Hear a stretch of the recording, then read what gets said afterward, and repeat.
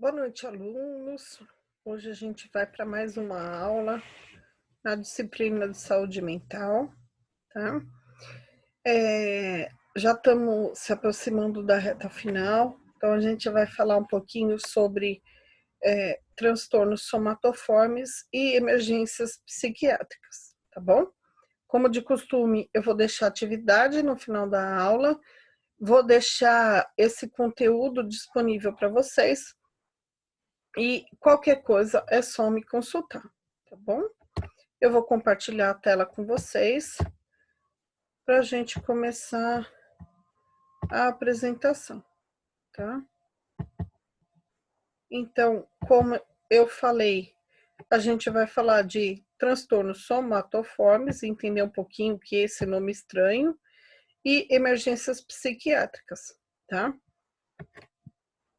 Então, hoje, a psiquiatria ela abrange quadros de sintomas físicos, quando esses sintomas não têm nenhuma origem orgânica reconhecível, né? E aí a gente associa algum sinal ou sintoma que o paciente está referindo a uma natureza psicossocial, tá bom? Ou a gente ainda classifica esses sinais e sintomas como psicogênico, histérico ou funcional. Então, existem alguns termos e algumas brincadeiras que se fazem nas emergências psiquiátricas, por exemplo, que a gente consegue identificar como é o famoso transtorno ou PT, né, que alguns falam, para se identificar que é um transtorno psiquiátrico, tá bom? Esses pacientes portadores de transtornos somatoformes, eles vão frequentemente aos pronto-socorros ou clínicas ou consultórios com algumas queixas de problemas físicos que não são identificados como causa orgânica, ou seja, o médico pode fazer todo e qualquer exame de sangue, de imagem, do que for, e não vai achar nenhuma causa associada a queixa desses pacientes, tá? E aí, quando o médico dá um retorno para esse paciente informando que não existe uma causa física para aquela dor ou para aquele sintoma que ele está referindo, esses pacientes geralmente eles ficam bem frustrados, querem que sejam feitas mais investigações, mais exames, mudam de médico, né, para ver se algum outro médico consegue identificar a causa do sinal ou do sintoma que ele está sentindo. Mas lembrando que esses sinais e sintomas você pode mudar de médico, mudar de clínica, enfim, mudar para toda e qualquer situação que você não vai nem achar nenhuma causa clínica, nenhuma causa orgânica, né? Por isso o nome de transtornos somatoformes, tá bom? Uma das doenças associadas ou que se dá o nome a esses transtornos é o transtorno hipocondríaco, ou seja, aquela pessoa atormentada por uma obsessão de estar doente ou de adoecer. A pessoa está sempre, ai, eu estou doente, ai, eu estou sentindo não sei o quê, ai, eu não sei o quê. Vive procurando médico, vive procurando pronto-socorro, vive procurando um auxílio para tentar aliviar essas obsessões. Para ela não se enxerga, lembrando que na psiquiatria nem sempre a gente se enxerga como um paciente psiquiátrico. Então, essas pessoas que sofrem de transtorno hipocondríaco, elas não vão se enxergar como uma pessoa doente psiquiatricamente falando, mas na verdade para elas a pessoa se sente como uma pessoa doente, né? Mas se investigado a fundo não tem nenhuma causa orgânica, tá bom? Existem alguns outros transtornos, como o transtorno dismórfico funcional, então eu até coloquei uma imagem aqui, onde a pessoa ela tem uma preocupação exagerada com um defeito que só ela enxerga. Então, se a gente for ver essa foto aqui, a pessoa está lá toda musculosa, toda trabalhada, cheia do corpo definido, e quando ela se olha no espelho, ela vê como uma pessoa magérrima, né? Pele e osso, tá? É como se ele não conseguisse enxergar como ele realmente é, mas ele só consegue enxergar de uma maneira exagerada, óbvio, né? Daquela coisa bem aumentada, mas ele só consegue enxergar o defeito, tá? Seja um defeito imaginado ou seja um defeito leve na aparência, né? E isso para o paciente ele vai causar grande sofrimento, dificuldade de relacionamento. Então, é como se ele saísse na rua e a pessoa só enxergasse o defeito dele, né? Não conseguisse enxergar ele como uma pessoa, tá bom? Um outro transtorno psiquiátrico é a fibromialgia, comumente conhecida, né, e hoje muito divulgada, a fibromialgia. As pessoas que são acometidas desse transtorno, eles sofrem de um quadro doloroso muscular, né? É como se tivesse uma dor em articulação, no músculo, mas que não tem nenhuma justificativa médica, tá? Isso é muito comum em mulheres, né? Geralmente causado por conflitos emocionais e principalmente por problemas psicossociais, tá bom? Então, aquela pessoa que sofre de muita ansiedade, que está sempre preocupada com o mundo, com ela e com outras pessoas, pode desenvolver esse transtorno, tá bom? Excluída-se toda e qualquer outra causa fisiológica, dá-se o nome de fibromialgia a essas dores, tá bom? E aí você fala que o tratamento é geralmente com medicamentos para ansiedade e outras medicações associadas, tá bom?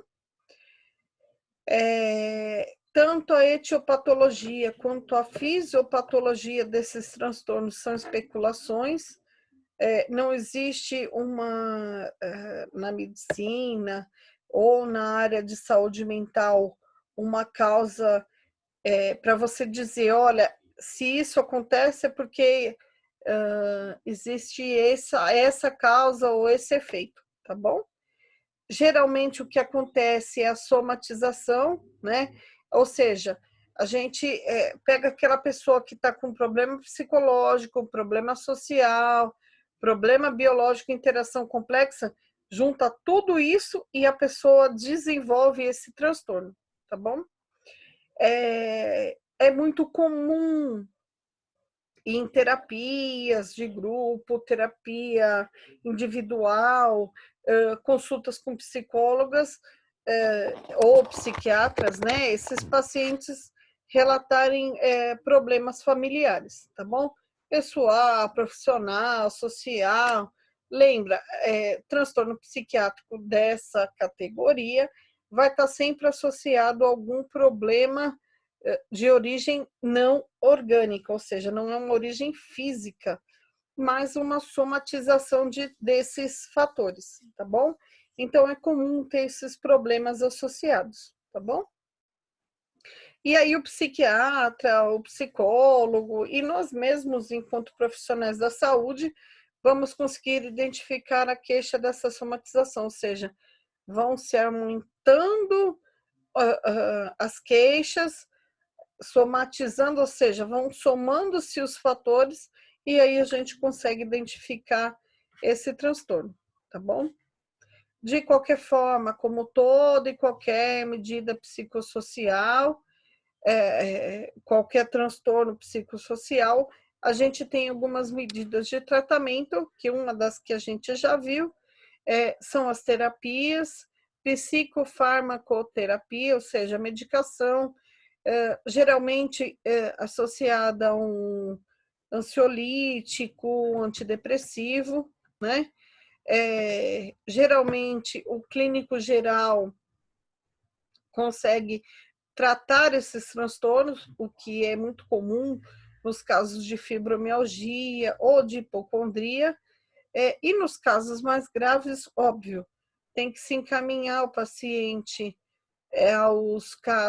ao psiquiatra, ou até mesmo a ser internado por conta desse transtorno, tá bom? Então, depende muito da avaliação. Casos tranquilos, o clínico conduz, casos mais graves, o psiquiatra conduz, tá bom? Nós, enquanto profissionais da enfermagem, temos que se atentar alguns cuidados para estar lidando com esses pacientes, tá bom? Prestar atenção nesses sentimentos negativos, como raiva, medo, rejeição. Tá sempre conversando muito com esses pacientes quando eles estiverem internados, né? Para estar ajudando eles a enfrentar esse problema, a se enxergar como uma pessoa que está com um transtorno e que precisa de ajuda, tá bom? Conhecer a história de vida desses pacientes, né? Ou seja, identificar a queixa dessa somatização, ou seja, o que levou esse paciente a somatizar todos esses problemas? Por que eu peguei um problema familiar, somei com um problema social, com um problema psicológico, enfim? Qual que foi o foco, o ponto de partida que levou esse paciente a desenvolver o transtorno, tá bom? Não é porque eu não sou psicóloga, não é porque eu não sou psiquiatra, que eu não consigo identificar o ponto de partida e muitas vezes ajudar esses profissionais a fazer o tratamento adequado desses pacientes, tá bom? A gente tem sempre que estar dando apoio nesses momentos mais críticos, né? Auxiliando esses pacientes, ajudando eles a enfrentar esse transtorno e buscar uma alternativa ou uma forma de conviver com esse transtorno, tá bom? Orientação aos familiares, óbvio, que isso gera um transtorno não só para o paciente, mas para todos os familiares envolvidos, e a gente não pode nunca esquecer que a gente tem que tratar deles também, tá bom? Desestimular as queixas e valorizar aspectos saudáveis, o autocuidado e autoestima. Então, sabe aquela pessoa que chega para você, ai, nada tá bom, tá tudo tão ruim, eu não quero mais nada, eu só quero morrer. Esquece isso, né? Então, vamos tirar, ó, sai do foco, muda o foco. Sabe aquela coisa que a gente fala assim, vamos pensar outra coisa, vamos fazer outra coisa? É isso que a gente tem que fazer, tá bom? Estimular, olha, mas você é tão bonita, você tem tanta vida pela frente, né? Vamos lá, levanta essa cabeça, você tem força para isso. E dá um up na estima desse paciente para ver se tira ele desse foco negativo, né? Estimular a interação social e em atividades terapêuticas, ou seja, terapia em grupo, artesanato, qualquer outra atividade que se tenha dentro de um hospital psiquiátrico e que pode estar lá associada e você pode estimular ele a participar, né? Sempre promovendo a interação desses pacientes, tá bom? Então, a gente falou um pouquinho até agora desses transtornos somatoformes. E aí a gente vai entrar um pouco nas emergências psiquiátricas, né? É muito comum, e hoje, em tempos, né, de tantas mudanças, o mundo está evoluindo muito rápido, então a gente tem muitas questões psiquiátricas aumentando no longo desse nosso curso de vida, né? E aí acontecem algumas emergências, né? Então, pacientes com delírio, alteração do psiquismo, né? Por vezes agressivo, por vezes por uso de droga, de álcool, de todos os transtornos que a gente veio falando até agora, precisam ser encaminhados para uma emergência psiquiátrica, tá bom?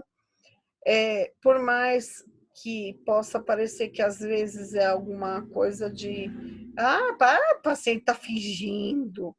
Mesmo assim, eles precisam de um atendimento imediato. A gente nunca sabe o grau que isso está acontecendo e o quanto que ele pode até promover um suicídio ou alguma coisa assim. Então, tanto o paciente quanto outras pessoas, inclusive nós mesmos, enquanto profissional da saúde, se não atender esse paciente, a gente corre o risco de tanto de acidente, tanto ele quanto a gente, ou até mesmo de morte, tá bom?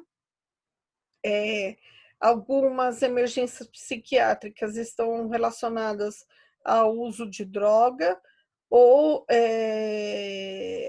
ou alguma doença física, né?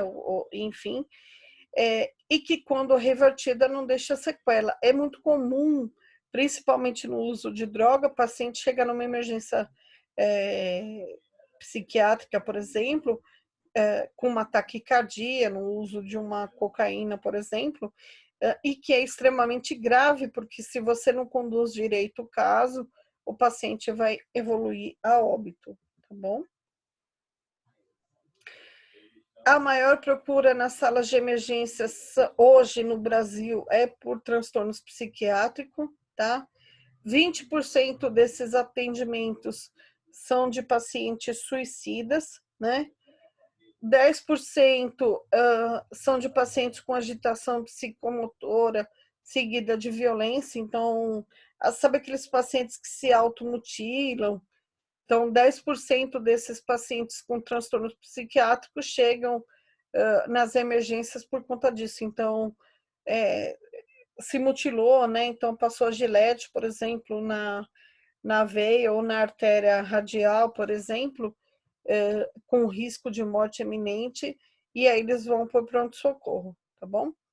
Desses pacientes que procuram as emergências psiquiátricas, 40% precisam de internação, mas a gente tem um problema sério, sério, sério de vagas no SUS, porque conforme a gente já foi falando, as internações psiquiátricas dos hospitais disponíveis mudaram o atendimento e o nível de complexidade para a internação desses pacientes. Claro que o foco é não manter esses pacientes internados, né? Porque a gente tenta ao máximo conseguir resolver o problema apenas com um acompanhamento no nível primário, tá bom? Os diagnósticos mais comuns nas emergências são esquizofrenia, transtorno de humor e dependência química, né? Então, maconha, cocaína, o álcool, por exemplo, é muito comum se pegar essas emergências em hospital psiquiátrico, tá bom? Algumas situações de emergência que são os principais, comportamento violento, então aquele paciente que está num surto psicótico, está extremamente violento, agressivo, batendo em todo mundo, quebrando tudo, querendo se jogar da maca, e por mais que você faça uma contenção, ele vai fazer o escarcéu e ele vai conseguir se soltar, né? Tentativa de suicídio, então o paciente chegou lá, tentou se matar, e aí a gente vai pegar de tudo um pouco. Veneno que você ingeriu, medicação, que é as intoxicações exógenas, né? Então, pega bastante medicação, toma todas as drogas possíveis de remédio controlado, enforcamento e por aí vai, né? Abuso de álcool e droga, né? Então, como a gente já falou até agora, é muito comum. Pacientes em abstinência, então aquela pessoa que está saindo do vício, mas quer um consumo excessivo de droga ou de álcool, entram em abstinência. Então, é bem complicada a situação até fazer a desintoxicação, e geralmente esses pacientes precisam de internação para poder passar por esse processo sem entrar em crise, né? Crise de ansiedade, então aquela mulher que brigou com o marido, o namorado que brigou com a namorada e tem crise, né, de ansiedade. Eu tenho uma prova para fazer amanhã, uma coisa para enfrentar, e aí eu não vou dar conta disso, eu entro numa crise e vou para o pronto-socorro psiquiátrico, tá? E confusão mental, que descartada toda e qualquer hipótese física, a gente associa a uma emergência psiquiátrica, tá bom? Os casos de confusão mental requer atenção, então pode ser decorrente de um transtorno neurológico, um tumor no cérebro, um acidente isquêmico transitórico, né, ou AVC, né, meio que de leve, mas transitório, pode provocar essa confusão, né? Pode ser um efeito colateral de automedicação, isso é muito comum em idoso. Por exemplo, dar um ciprofloxacina para um idoso e o idoso entrar em confusão mental. É um efeito colateral da droga, né? Então, tem sempre que deixar claro que a gente tem que excluir todo e qualquer outro transtorno físico, tá? Infecção, né? Uma infecção num grau bem avançado pode provocar confusão mental, seja no adulto, jovem, no idoso, tá? Falta de oxigenação no sangue, então a pessoa fica extremamente confusa. Tá faltando oxigênio para o cérebro começa a fazer confusão, tá? Então, tumor, derrame, problema renal, problema hepático, falta de vitamina, algum acidente, então bateu a cabeça, deu alguma lesão neurológica, pacientes que voltam de convulsão e que volta extremamente confuso, não sabe nem onde está, o que aconteceu, quem sou eu, né?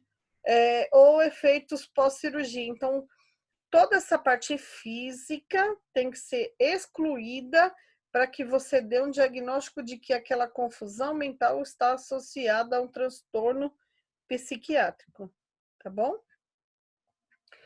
É necessário alguns cuidados, né? Então, para isso a gente tem que entender tudo aquilo que já foi dito até agora, né? Eu preciso conhecer a parte clínica, a parte psiquiátrica, eu tenho que ter uma boa comunicação com esse meu paciente para que eu não tenha, para que eu tenha um bom relacionamento com ele, possa ajudar, né? Eu tenho que escutar, então, silêncio, fica quietinho, deixa ele falar, tá falando, deixa ele falar, né? Não tira ele dessa sequência, porque isso acaba irritando ainda mais e causando uma ansiedade ainda maior, né? Verbalizar a aceitação, ou seja, eu entendo o seu sofrimento, eu entendo o seu problema e eu estou aqui para te ajudar, né? E, em alguns casos, tem que se fazer a contenção física, a mecânica. Então, o paciente que está com risco de integridade física, a gente tem que conter. Então, conter as mãos e os pés. Existem alguns protocolos nas instituições para proteger tanto a equipe quanto o paciente. Seja ele uma prescrição médica, seja ela uma prescrição de enfermagem, o que for, né? E aí essa equipe que vai fazer a contenção, ela tem que estar devidamente treinada, porque imagina a gente colocar uma contenção no paciente na maca, a maca alta, ele está todo amarrado, vai se debater, o que vai acontecer com a maca? Puf, pro chão, né? Então, o paciente tem um risco alto de queda. Então, não adianta eu prender ele na maca lá em cima. Tem que abaixar a maca próximo do chão, porque aí ele não vai ter risco de queda e deixar ele contido, tá bom? Cuidados para administração de medicação, isso é comum no nosso dia a dia, tá? Restringindo o espaço físico desses pacientes, geralmente quem está num nível mais grave, né, de transtorno, fica internado, acolher, né, sempre esses pacientes, né, o que a gente pode estar fazendo é a escuta, né, que é uma terapia para eles também, tá bom? Cuidado com essa imobilização para não garrotear os membros, seja mãos, braços ou pernas, tá?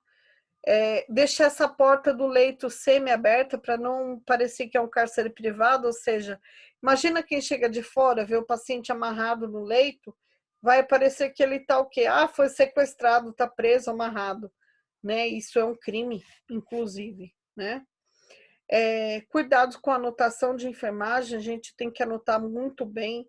Geralmente, quem está com contenção física, dependendo do protocolo da instituição, tem que se ver a circulação, né? Cianose de extremidades, garroteamento.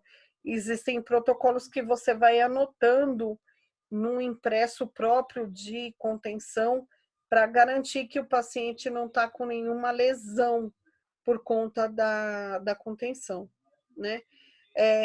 Geralmente se pede para o médico fazer a prescrição dessa contenção física ou química, né? Que é a medicação, né? Assim que possível, tirar ele dessa contenção, né? Então, deixar o mínimo possível amarrado o tempo todo, tá? Não usar essa contenção como um castigo, porque é uma punição. Ah, fez coisa errada, eu vou te amarrar, né? Isso não pode, tá bom? Existem equipamentos adequados para se fazer a contenção do paciente, então eu pus aqui alguns modelos de faixa. Essa aqui é uma faixa abdominal, essa aqui é uma faixa de mão ou de pé, né? Não adianta só prender as mãos e os pés e não prender o dorso ou tórax ou o abdômen do paciente, tá bom? Nunca utilizar lençóis ou fazer o famoso gato, né? Ou adaptação, porque o risco de lesão para o paciente é ainda maior, tá bom? Existem alguns modelos, tá vendo? Ó? Aqui o paciente está contido, né? Aquelas faixas você consegue amarrar e nunca dá um nó na mão do paciente, né? Mas você dá um nó para baixo, aquela faixa entra uma por dentro da outra e você puxa o braço do paciente e o nó fica próximo da grade de proteção, tá bom? Que nem tá aqui, ó. O paciente está contido com a mão próximo da cama, né? E aqui com uma contenção no tórax, né? Que podia ser no abdômen, enfim. Aqui ele está com a contenção nos 4 membros e mais a contenção de tórax. Geralmente o paciente pode, inclusive, ficar contido sentado, então a gente usa essa contenção, principalmente de tórax ou de abdômen, para deixar o paciente sentado. Ele não precisa obrigatoriamente ficar deitado em decúbito zero, como está isso aqui, mesmo porque o risco de broncoaspiração não é grande, tá bom? Esses são alguns exemplos de contenção e de emergência que a gente pode pegar no nosso dia a dia, tá bom? Espero que tenham aprendido e a gente se vê na próxima aula. Abraço a todos. Tchau, tchau.